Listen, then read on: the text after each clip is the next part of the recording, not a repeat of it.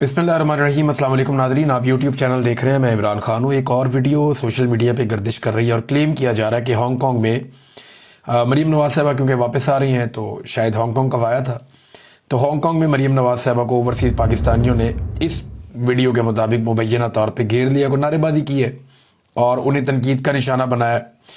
ये अच्छी बात तो नहीं है, लेकिन इनके साथ पूरी दुनिया में यही होता है। ये वहाँ चले जाएं यूरोप में, वहाँ पे ये होता है। बरतानिया चले जाएं तो वहाँ बाहर नहीं निकल सकते। इधर हांगकांग में, जापान में, हर जगह पे लोग ऐसा क्यों करते हैं? मरीम नवाज साहब के वालिद को और इस सारे ख़ानदान को ये सोचना चाहिए कि लोग इनके ख़िलाफ़ क्यों हो गए, और मिलिट्री इस्टेब्लिशमेंट को भी सोचना चाहिए कि लोग उनके ख़िलाफ़ क्यों हो गए। लोग क्यों ये लफ्ज़ लानत का इस्तेमाल करते हैं, लोग क्यों ऐसी चीज़ें बोलते हैं जो माजी में लोग नहीं करते थे। और इसका सादा जवाब यह है कि पाकिस्तान में इस्टेब्लिशमेंट ने और सियासतदानों ने मिलकर जो जुल्म और बर्बरियत का बाजार गर्म किया है, अब यहाँ तो लोगों का बस चलता नहीं है, गोलियां मार देते हैं, पकड़ के जेलों में डाल देते हैं। तो जिन मुल्कों में जमहूरियत है वहाँ पे लोग अपने दिल की भड़ास निकालते हैं। ये चीज़ें नामुनासिब हैं, लेकिन जो कुछ पाकिस्तान में किया जा रहा है वो उससे ज़्यादा नामुनासिब है। इस सिलसिले को रोकें ताकि नफ़रत की ये आग मज़ीद ना फैले। अगर आप ये सिलसिला नहीं रोकेंगे तो ये आग फैलती जाएगी। खुद ये दुनिया फिर रहे हैं, सैर सपाटे कर रहे हैं, लेकिन कोई रिपोर्ट्स के मुताबिक, और रिपोर्ट स्टेटमेंट की है पाकिस्तान का जो स्टेट बैंक है उसकी ये रिपोर्ट है मुबैना तौर पे, पंजाब ने जो कर्जा लिया वो 405 अरब रुपए का है और ये 38 दिनों में लिया है। अब इतना सारा कर्जा लेकर 30 बंदे लेकर ये दौरे पे चले गए जहाज में बिठा के, और वो भी एयरफोर्स का जहाज, और उन 30 में से कोई 14 बंदे या 13 बंदे जो हैं वो सरकारी नौइयत के हैं और बाकी फैमिलियाँ शैमिलियाँ भी साथ में, यानी ज़ाती मुलाजमाएँ वो भी साथ में, मेकअप आर्टिस्ट वो भी साथ में, दामाद और बेटी वो भी साथ में, उनके बच्चे वो भी साथ में, एक और बेटी और उसकी सहेली वो भी साथ में। ये आयशा अली भुट्टा साहिबा ने ये पूरी एक रिपोर्ट जारी की। कितना अफसोसनाक है। वो जो 7 वजीर शदीर गए उनके बच्चे भी साथ में।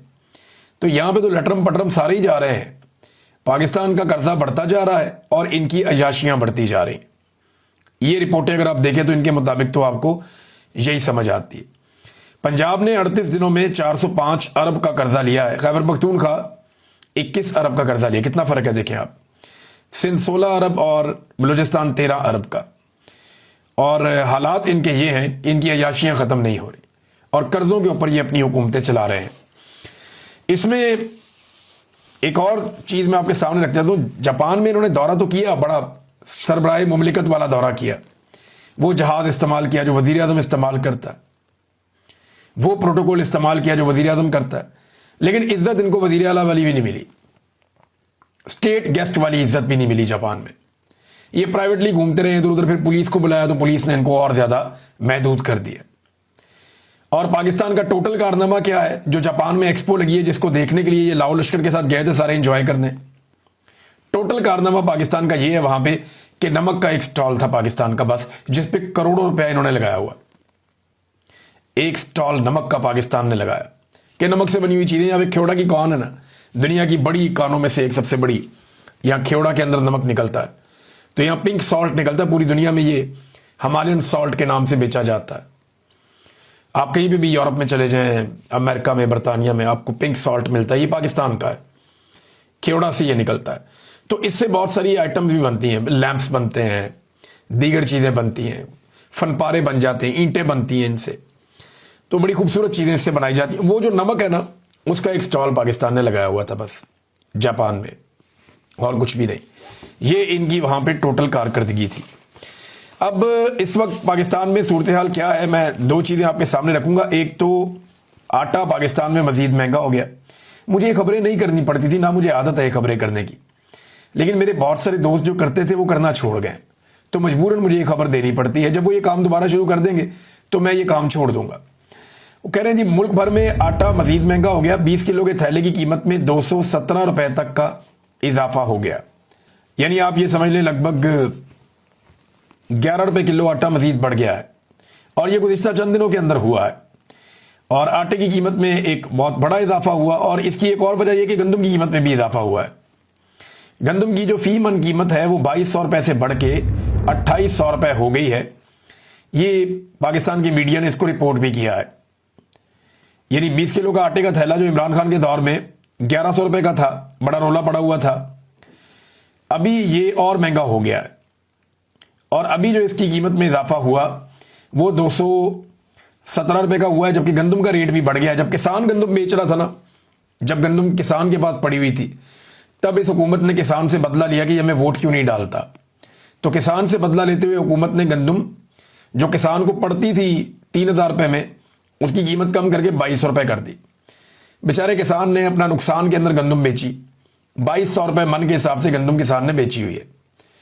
और अब वो कीमत बढ़ा, बल्कि किसान को तो 2000 मिला कई जगह पे, अब वो कीमत बढ़ा के 2800 रुपए तक पहुंचा दी गई, ताकि वो जो मिडल मैन है या जो माफिया है जिसने किसान से फायदा उठाया और सस्ती गंदम खरीदी हुकूमत की हठधर्मी की वजह से, अब वो फायदा उठा रहा है। और उसको जो फायदा दिया गया वो 50% का फायदा दे दिया गया। यानी अगर किसी ने 1 करोड़ की गंदम खरीदी है तो अब उसके ऊपर वो बड़े आराम से 40 लाख 50 लाख रुपया बना सकता है। ये पाकिस्तान के साथ ये कर रहे हैं, किसान को तबाह किया, बर्बाद किया। यही गंदम की कीमत जो है वो अगर चंद माह पहले होती, अप्रैल मई जून में होती, तो किसान पैसे कमा लेता, लेकिन तब ऐसा नहीं किया गया।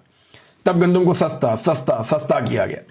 जब किसान की पसली टूट गई, उसका बेड़ा गर्क हो गया, तो उसके बाद अब गंदम की कीमत बढ़ा दी गई, ताकि जो मिडल मैन है या जो माफिया है या जो मिलों के मालिकान है जिन्होंने गंदम इकट्ठी कर ली थी, अब वो इसमें से पैसा बनाया और पैसा बन रहा है। पाकिस्तान के किसान को मार क्यों पड़ती है? पाकिस्तान में ना माफियाज बैठे हुए हैं और वो माफियाज पाकिस्तान के किसान को मारते हैं। मिसाल के तौर पे 2 बड़ी अहम खादें हैं। हम जायजा ले लेते हैं इंडिया और पाकिस्तान में इन खादों की कीमत का, कि इंडिया में ये खाद कितने की मिलती है और पाकिस्तान में ये खाद कितने की मिलती है। देखिए ना, बीच में एक लकीर है ऐसे करके, उस लकीर के उस तरफ भी किसान रहते हैं, लकीर के इस तरफ भी किसान रहते हैं। उधर वाला किसान कितने में खरीदता है यूरिया और डीएपी, और इधर वाला किसान कितने में खरीदता है यूरिया और डीएपी। जरा ये कीमतों का मुवाजना करते हैं। एक बड़ी इंपॉर्टेंट खाद है डीएपी। डीएपी खाद जो है वो तमाम किसान जानते हैं कि ये क्या है, और उन सब ने अपनी अपनी फसलों में ये डालनी होती है। पाकिस्तान में इस वक्त इसकी जो एवरेज कीमत है वो 13,800 रुपए है। 50 किलो की एक बोरी होती है, 50 किलोग्राम की, 13,800 रुपए पाकिस्तानी ये डीएपी की कीमत है पाकिस्तान में। अगर भारतीय रुपयों में इसको कन्वर्ट करें, वो भारत का पैसा पाकिस्तान के मुकाबले में ताकतवर है, तो भारतीय रुपयों में अगर आप इसको कन्वर्ट करें तो इसकी कीमत बनती है 4,275 रुपए भारतीय रुपयों में। अब भारत में ये कितने की मिल रही है डीएपी? भारत में डीएपी की कीमत भारत ने लगाई है 1350 रुपए। हमारे यहां पे 13,800 रुपए, भारत में है 1350 रुपए। और अगर उसे आप पाकिस्तानी कीमत में कन्वर्ट करें तो ये 4,358 रुपए है, अगर पाकिस्तानी पैसों में आप कन्वर्ट करें तो। यानी 3 गुना से भी ज्यादा महंगी है पाकिस्तान में डीएपी। जितने की डीएपी भारत अपने किसानों को बेच रहा है, उससे 3 गुना से ज्यादा कीमत पे पाकिस्तान में किसान वही वाली डीएपी खरीद रहा है। यानी जो खाद भारत का किसान 100 रुपए में लेता है, पाकिस्तान का किसान वही खाद 350 रुपए में लेता है। कितना बड़ा फर्क है। तो फिर बेचारा किसान जाएगा कहां पे? मार ही खाएगा ना। अब भारत के अंदर यूरिया की कीमत क्या है? यूरिया की जो बोरी है 45 केजी वाली, 46 केजी वाली, इसका ये रेट होता है, इसका वजन ये होता है। तो भारत में ये मिल रही है 266 रुपए 50 पैसे की एवरेज प्राइस है। 266, 267, जो सबसे अच्छी है 268, ये इतने रुपए की भारत में मिल रही है एक बोरी यूरिया की। और पाकिस्तान में यही बोरी जो है वो पाकिस्तानी रुपयों में अगर आप देखें तो वो मिल रही है 5,000 रुपए की। कहां 266, 267 रुपए, और कहां पे 5,000 रुपए एवरेज पाकिस्तान में यूरिया की बोरी मिल रही है। अब आप कहेंगे कि पाकिस्तान का पैसा जो है वो सस्ता है, तो वो भी कर लेते हैं। जो भारत में मिल रही है ना 266 रुपए की, तो पाकिस्तान में भारतीय पैसों में अगर आप देखें तो 860 रुपए की मिल रही है। यानी यहां पे भी लगभग 3 से 4 गुना का फर्क है। भारत जो यूरिया अपने किसानों को 100 रुपए में दे रहा है, पाकिस्तान को तकरीबन 400 रुपए में दे रहा है। यह है जनाब पाकिस्तान और भारत के अंदर फर्क खादों की कीमत का। और इसकी वजह से पाकिस्तान का किसान मार खाता है, और पाकिस्तान की हुकूमत जो है, माफिया यहां पैसा बना रहा है। फौजी फर्टिलाइजर एक बहुत बड़ी कंपनी है, सारे उसके नीचे आते हैं, बाकी धड़ाधड़ पैसा बन रहा है, धड़ाधड़ पैसा कमा रहे हैं। हालांकि पाकिस्तान जो है वो भारत पाकिस्तान से कुछ चीजों में आगे तो नहीं है, टेक्नोलॉजी में आगे तो नहीं है, वो बहुत सारी चीजें बाहर से इंपोर्ट करता है, लेकिन वो अपने किसानों को सस्ती खाद दे रहा है ताकि वहां पे कीमतें चीजों की कम रहें। पाकिस्तान कहता है किसान को खाद हमने महंगी देनी, बिजली हमने महंगी देनी, डीजल हमने महंगा देना, तमाम स्प्रे अद्वियात हर चीज हमने किसान को महंगी देनी, लेकिन हमने किसान से फसल सस्ती लेनी है। और इसकी एक बड़ी वजह यह भी है कि किसान खड़े भी नहीं होते। एक दफा खड़े होकर इनके बाजू को झटका देना और इनकी तसल्ली करवाएं एस्टेब्लिशमेंट की कि इंसान बनो यार, हमें मुल्क के मालिक, हमारा बेड़ा गर्क कर दिया तुमने पकड़ के, हर चीज क्या तुमने ही कमानी है।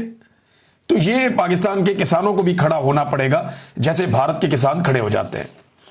अब मिलिट्री एस्टेब्लिशमेंट के हवाले से एक बड़ी इंटरेस्टिंग खबर है, मैं पढ़ के सुनाता हूं, मुझे तो बड़ा मजा आया खबर सुनने के बाद। नादरीन, ये खबर है जनरल नदीम अंजुम के बारे में। और जनरल नदीम अंजुम जो है ये DGISI थे जब इमरान खान साहब की हुकूमत का खात्मा किया गया, फिर ये रिटायर हो गए।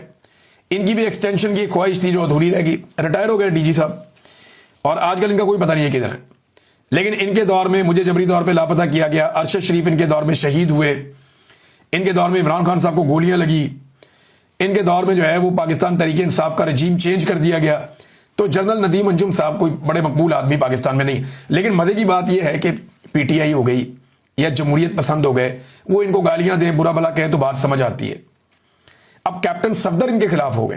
कैप्टन सफदर कहते हैं जावेद चौधरी को इंटरव्यू देते हुए कि जनरल नदीम अंजुम अगर ना चाहते तो आपकी हुकूमत ना होती। ये उनसे सवाल किया गया चौधरी साहब की तरफ कि जनरल नदीम अंजुम अगर ना चाहते तो आपकी हुकूमत ना होती, आपको बड़ा सपोर्ट किया, वो आपके मोहसिन है, ये जावेद चौधरी साहब ने कहा। तो कैप्टन सफदर कहते हैं कि नदीम अंजुम सपोर्ट करते तो 2/3 अक्सरियत आ जाती। मैं नहीं समझता कि नदीम अंजुम इतना कॉम्पिटेंट जर्नल था कि वो इतने बड़े मुल्क का मुस्तकबिल अपने हाथों में लेकर कामयाबी से हिमकनार करता। यानी ये इलेक्शन जो 2024 का हुआ तब भी Nadeem Anjum was the DGISI, पूरा इलेक्शन चोरी हुआ। तो अब भी नून लीग उनको भी गालियां दे रही है। जनरल बाजवा को तो ये गालियां दे ही रहे थे, अब ये जनरल नदीम अंजुम को गालियां दे रहे हैं। जो मौजूदा DGISI और फील्ड मार्शल है ये भी खातिर जमा रखें, जैसे इनके इक्तदार का सूरज ग्रूब होगा इनको भी गालियां पड़ेंगी और यही जमातें देंगी, क्योंकि इनको हाजिर ड्यूटी माई बाप चाहिए, हाजिर ड्यूटी माई बाप। यानी जो इस वक्त ओहदे पे बैठा हुआ है उसको ये माई बाप बनाते हैं।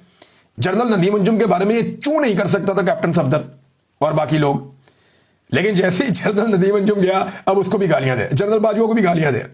ये जो अभी जर्नैल मौजूद है ना, इनको एक मशवरा है, या तो ये सारी जिंदगी रिटायर ना हो, बंदोबस्त कर दें कि हमने रिटायर होना ही नहीं, या फिर ये अपने आप को इस बात के लिए तैयार रखें कि यही सियासी जमातें जो बातें ये आजकल तन्हाई में उनसे कर लेते हैं ना, ये कल को उन्होंने सस्ते दामों सौदा कर देना है और ये सारी चीजें पब्लिक के सामने रखेंगे, फिर बड़ा मजा आएगा। और हमेशा ये ऐसा ही करते रहे हैं तो मोटी खोपड़ी है ना, बात समझ नहीं आती, तो अच्छी बात है, इसी तरह चीजें जो है वो एक्सपोज होती हैं। नाज़रीन, इसहाक डार साहब ने दौरा किया बांग्लादेश का और उन्होंने कहा जी दिल साफ करना चाहिए। 1974 में भी बातचीत हो गई थी, 2004 में मुशर्रफ साहब ने भी अफसोस का इजहार किया था, लेकिन बांग्लादेश ने इसके मुकाबले में कोई मुतालबात कर दिए। बांग्लादेश ने 3 बड़े मुतालबात रख दिए पाकिस्तान के सामने इसहाक डार के दौरे के बाद। और ताल्लुकात की नॉर्मलाइजेशन के मामले में बांग्लादेश ने 1971 में माफ़ी का मुतालबा कर दिया। उन्होंने कहा जी पाकिस्तान 1971 के वाक़यात पर बाकायदा माफ़ी मांगे। जो 1971 में बांग्लादेश में वाक़यात हुए थे, इससे मिलते जुलते वाक़यात बलूचिस्तान में, कबायली इलाकों में, पाकिस्तान में होते हैं आजकल। जबरी तौर पर गुमशुदगियाँ, इंसानों को टॉर्चर करना, ख़वातीन को तशद्दुद का निशाना बनाना, बल्कि उस दौर में और भी बहुत सारे घिनौने और घटिया चीज़ें रिपोर्ट हुई थी, बहुत ही खौफनाक चीज़ें। तो बांग्लादेश कहते जी उसके ऊपर माफ़ी मांगे, पाकिस्तान की एस्टेब्लिशमेंट और पाकिस्तान प्रैक्टिकली उसके ऊपर माफ़ी मांगे, नंबर 1। नंबर 2, 1971 के बाद दोनों ममालिक के दरमियान जायदाद और असासों की तकसीम का मामला तय किया जाए। बांग्लादेश को लगता है बहुत सारी चीज़ें उन्हें मिलनी चाहिए थी, 71 के बाद जो उन्हें नहीं मिली तो वो चीज़ें उन्हें दी जाएं। अगली चीज़ उन्होंने ये कही कि 1970 के साइक्लोन मुतासरीन के लिए आई हुई गैर मुल्की इमदाद की रकम बांग्लादेश के हवाले की जाए। साइक्लोन के मुतासरीन थे वहाँ बहुत सारे, इमदादी रकम क्योंकि पाकिस्तान को मिली थी तो वो यहाँ पाकिस्तान के पास थी, तो बांग्लादेश कहता जी वो आप हमें दें, उस पे हमारा हक है, और वो क्योंकि मुतासरीन वहाँ पे थे लिहाजा वो रकम अब हमारे हवाले की जाए। और एक और उनका जो मुतालबा है वो ये है कि जो बांग्लादेश के अंदर रह गए थे बिहारी, या जो पाकिस्तानी हैं उन्हें वापस पाकिस्तान में बुलाया जाए। ये वो बड़ी डिमांड्स हैं जो बांग्लादेश की जानिब से की गई हैं और ये रिपोर्ट भी हुई है। नाज़रीन, शेर अफजल मरवत साहब का मामला दबी नहीं रहा। शेर अफजल मरवत साहब जानबूझकर ऐसा लगता है खबरों में रहना चाहते हैं और मामले को उछाल रहे हैं। मेरे ख्याल में उन्हें खामोश रहना चाहिए था। उनको पार्टी के अंदर भी लोगों ने मशवरा दिया था। ऐसा लगता है कि उन्होंने अपने मुस्तकबिल का फैसला कर लिया है और अब वो सिर्फ मुनासिब वक्त का इंतजार कर रहे हैं कि वक्त आएगा तो मैं पार्टी छोड़ दूंगा और ये मलबा मैं डालूंगा सोशल मीडिया पे या पीटीआई के लोगों पे कि मैंने इनकी वजह से ये पार्टी छोड़ी और फिर मैं इनकी मुखालफत करूंगा।